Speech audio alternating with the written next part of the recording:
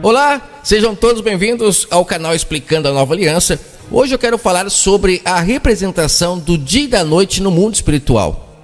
Não é nos ensinado a enxergar espiritualmente aquilo que nós vemos fisicamente, mas eu quero hoje tentar fazer isso aqui nesse áudio que eu tenho certeza que vai ser de grande valia.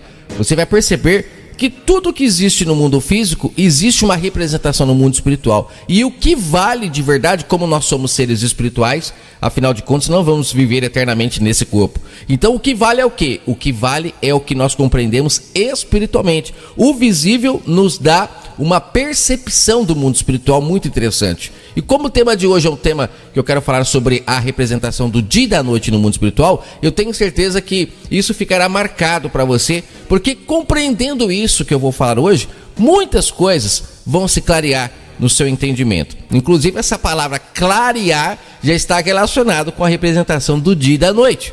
Quando você começa a perceber que a noite está indo embora e um novo dia vem raiando, significa que você está começando a acordar daquilo que foi obscurecido pelo sistema, pelos enganos, pelas palavras fermentadas. Nós somos seres lustos, nós somos seres de luz, mas o fermento, o engano, as palavras fermentadas, elas fecharam, como está escrito em Mateus 23, o reino do Pai. A verdade, a sua luz está obscurecida pelos fermentos.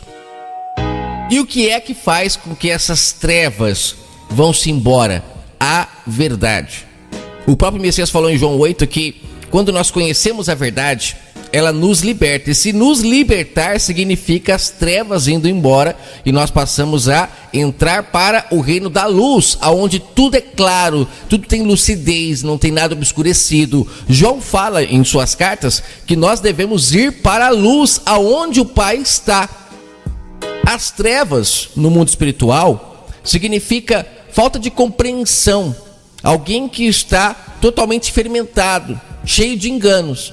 E a luz representa o quê? Alguém que está limpo, que está purificado. A luz também está ligada à purificação, à leveza. Aquilo que é leve representa o branco, representa a pureza, representa a ausência de sujeira. Quando nós estamos limpos, é porque não estamos sujos, obviamente. No Criador do Universo não há trevas, não há obscuridade, não há nada escondido. É tudo claro. Então, representa o quê? O dia. O Criador, ele representa o dia, aonde quem está nele não age com falsidade, não manipula as palavras para se dar bem, não usa de estratégias de marketing, teoricamente um marketing, para manipular as pessoas a seu bel prazer. Ou seja, não há trevas em quem está ligado ao Criador do Universo. O próprio Messias, ao vir para a Terra, ele é chamado de luz do mundo. Por que ele é chamado de luz do mundo? Isso é muito importante de se entender, e você vai perceber então que tudo que está visível realmente aos nossos olhos tem uma representação espiritual que o Pai deixou para que a gente pudesse se encontrar nas palavras do próprio Pai.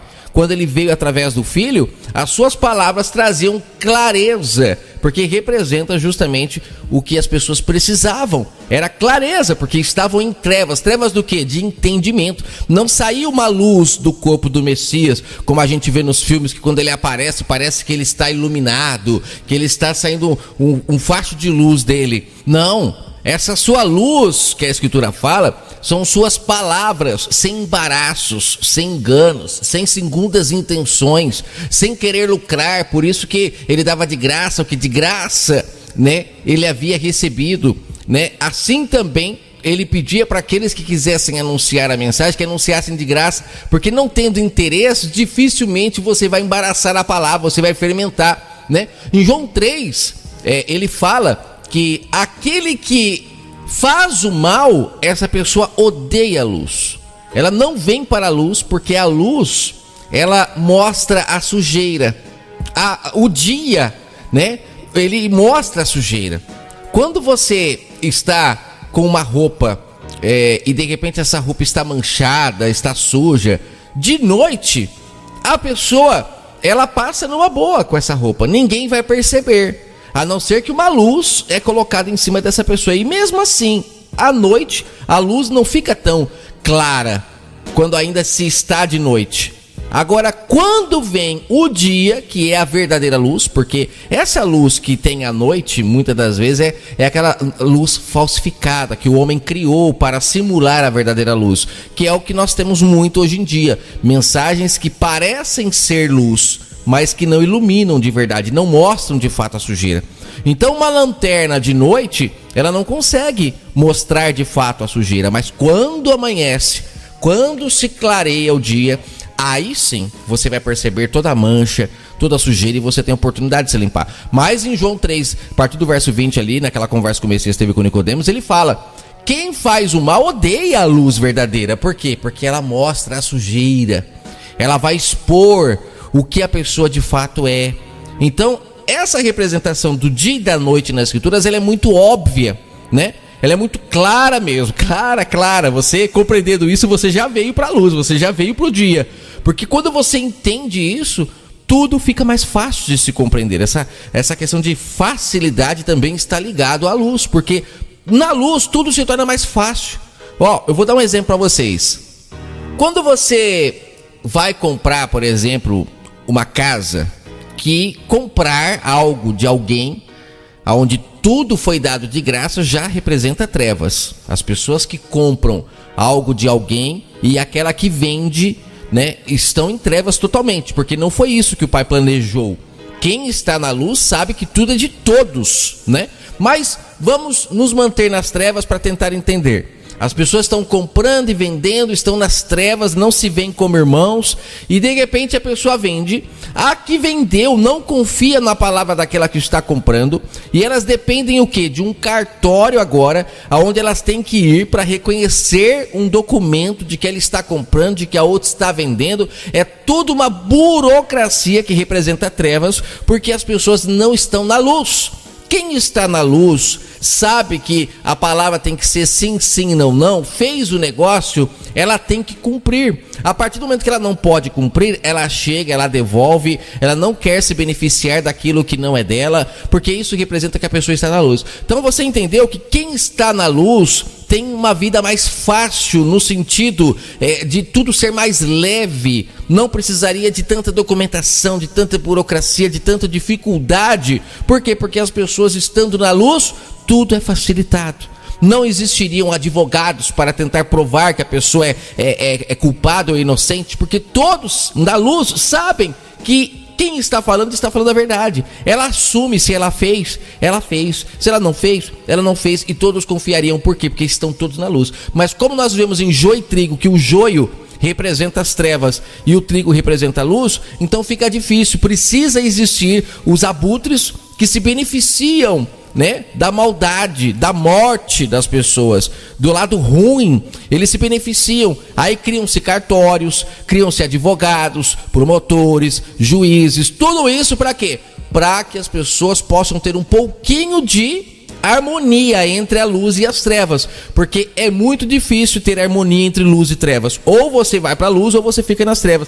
Mas entre joio e trigo, nós estamos entre luz e trevas o tempo todo. É a luz acendendo e apagando o tempo todo. Cada pessoa que você encontra, uma tá ligada, outra tá desligada, uma tá ligada, outra tá desligada. A maioria tá desligada.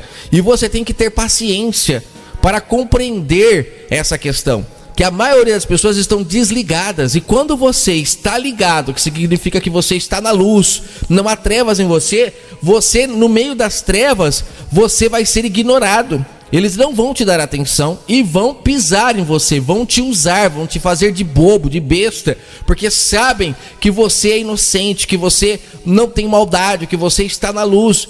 E essa luz, na cabeça de quem está nas trevas, soa como inocente. Lembra daquela frase? Sabe nada, inocente. Significa que você não tem a mesma malícia, malícia. Você não tem o mesmo desejo ruim daquelas pessoas. E é por isso que o Pai fala que Ele vai um dia separar a luz das trevas. Por isso que muitas pessoas falam, né, que um dia haverá só luz. Esse só luz não é que vai ser sempre dia. Não dá para saber se essa luz e noite é só aqui nesse plano que nós estamos, ou se na eternidade é assim também. Mas essa luz de fato representa clareza, leveza. pessoas boas juntas, tudo fica mais leve, não tem segundas intenções, não tem falcatruas. Elas adoram viver na luz porque não tem maldades, não precisam esconder nada. Deu para entender? Isso é maravilhoso, gente. Se a gente analisar a própria Escritura, a gente vai ver que o início, né, da humanidade foi luz, aonde o homem estava com o Pai, lembra? Ele estava ligado ao Pai. Diariamente ele tinha um contato com o Criador. Podemos dizer que era uma época onde não havia falcatruas, não havia enganos, não havia malícia, né? Todos agiam com clareza um para com o outro, né? Só que ao passar do tempo, o ser humano deu vazão para a carne, para os seus desejos carnais, e para conquistar aquilo que a carne queria, que não é essa carne física, porque o corpo não tem desejo nenhum. Quando a Escritura fala sobre os desejos da carne, Paulo fala lá em Gálatas 5, né? Eu tenho para mim que esse desejo da carne não é o desejo da nossa carne, essa carne física, porque essa carne física não tem poder nenhum. Essa carne aqui, quando a gente morre, ela fica ali estirada no chão, ela não tem poder de decisão. Mas eu creio que Paulo está falando sobre o nosso lado negativo, que foi colocado em nós com um objetivo. É necessário que exista o lado negativo para que o lado positivo ele exista também. É necessário. Isso é livre-arbítrio. Porque se só existe o lado positivo, não existiria livre-arbítrio, seríamos como robôs. Então foi necessário que tivesse 50% de cada lado, para que pudesse então eles brigarem entre si e que vença aquele que a gente, como controlador dessas duas forças, aquele que a gente mais alimenta, né? Esse lado negativo que foi colocado em nós é tão claro na Escritura, que lá na criação do homem, o Pai cria o homem, tudo perfeito, maravilhoso, só que aí ele coloca no homem já o lado negativo quando ele fala, não coma desse fruto. Ele já colocou ali o lado negativo, ele acionou. Existe um lado negativo, se você comer, você vai pender para esse lado e tudo vai se tornar trevas, você vai se afastar de mim. Você percebe que ele colocou. Não foi assim, simplesmente ele criou o paraíso e pode comer de tudo, tá tudo liberado. Não, ele colocou o lado negativo quando ele falou, de tudo vocês podem comer, menos desse fruto aqui, ó. Ou seja, ó o lado negativo acionado aí. Então, a gente percebe que no início da história era luz, mas foi se tornando trevas.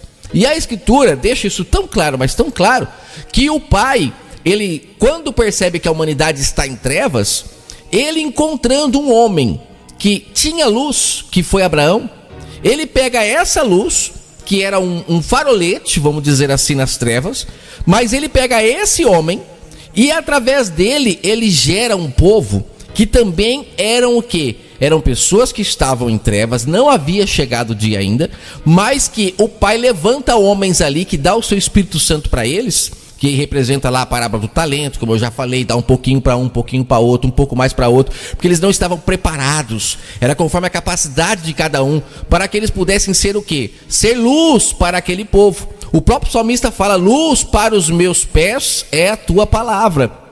Mas nós temos que entender as épocas para compreender de que luz ele está falando. Aqueles homens que o Pai levantou como sendo ali as estrelas, né, na velha aliança, aonde estavam em trevas, mas tinham um pouco de luz, para que o povo pudesse andar sobre essas luzes, ou seja, não se perderiam. Inclusive o próprio livro, né, que eles utilizavam lá para escrever as mensagens que o Pai dava, que era o que guiava eles, que eram essas palavras que o salmista falou, é chamado de pergaminho, ou seja, pegadas no caminho. O Pai deu um norte para eles através de suas leis. Então, quando o salmista fala luz para os meus pés é a tua palavra, é porque naquela época o povo, por não ter ainda chegado o sol da justiça, a luz que ilumina todas as trevas, eles precisavam do quê? Dos faroletes, que era o conhecimento que aqueles homens que receberam os talentos tinham. Eles precisavam do quê? Do livro para acompanhar, porque eles não tinham a luz. Mas após a luz ter se manifestado, o Espírito Santo do Criador esteve entre nós, se fez carne, trouxe a sua verdade, se tornou agora a luz, o caminho. Eu sou a luz do mundo, o caminho, a verdade e a vida. Quem crer em mim, ou seja, quem crer no que ele falou, não é um sacrifício de tolo, como o sistema tenta até hoje embutir na cabeça da pessoa, como o povo de Israel estava praticando na velha aliança, e o Messias falou para eles: é sacrifício de tolo que vocês estão fazendo, porque vocês não se consertam uns com os outros, vocês não se reconciliam, continuam em trevas, odeiam a luz. Ele falando para Nicodemos isso, fica claríssimo para a gente poder entender. Aquela pessoa que faz o mal odeia a luz, ela não quer vir para a luz, então ela prefere praticar o quê? Sacrifício de tolo, que é o que o sistema até hoje embute na cabeça das pessoas. Então as pessoas vão para templos, elas ficam com rituais de cantorias, elas ficam ouvindo pregações de homens que dizem ser luz para eles, mas na verdade elas não compreenderam que a verdadeira luz já foi manifestada, a sua mensagem. E quem crer na sua mensagem não é manipulada por outras pessoas, é a sua mensagem pura e crua. Essa pessoa vai o quê? Para a luz. E ela tem que aceitar se desprender de tudo aquilo que ela pratica de errado nas trevas. Não é fácil vir para a luz.